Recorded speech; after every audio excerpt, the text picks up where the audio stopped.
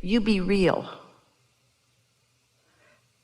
In other words, you're not pretending that you feel one thing when you are feeling another. And that matters in calibration.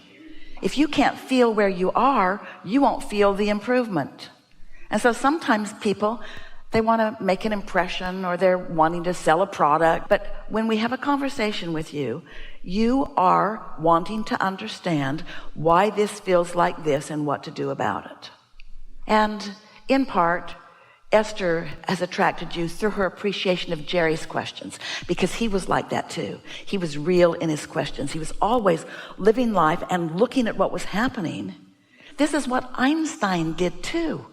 Einstein looked at the laws as they had been so far proven to be, and then got out into the world where he lived some real life, and then noticed something that made him ask a question.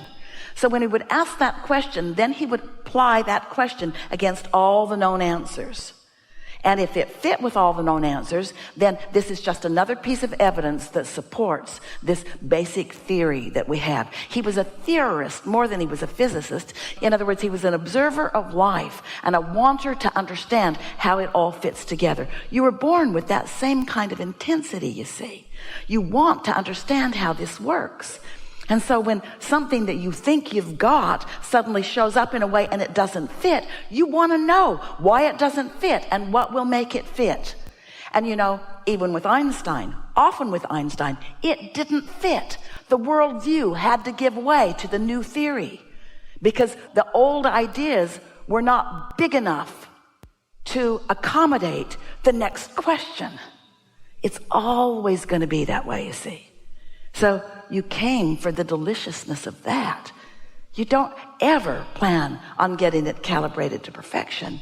You are a calibrator. You are a molder. You've got your hands in the clay. You like to define a new question.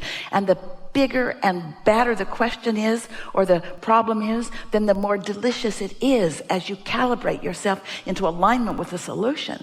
And what this conversation is bringing forth for everyone to feel in a really real way is that all this stuff that you think that you don't want, that you are calibrating to, is creating the vortex for future generations and for you yourself. In other words, this is exactly what you knew would happen, because you are an eternal being, and you know that you never get it done, and that you can't get it wrong, and that you never get it done, and that you can't get it wrong.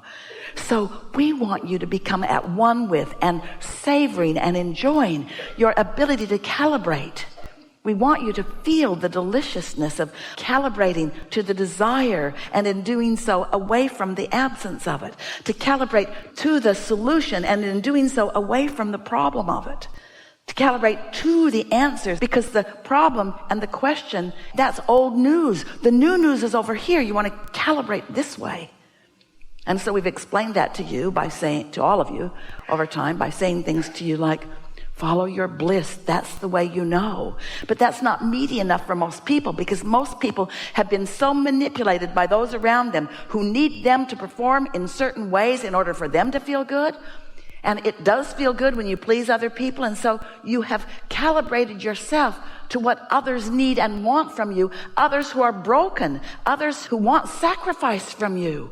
Your inner being never wants sacrifice from you. There's nothing for you to give up in order to receive. You are worthy, you see.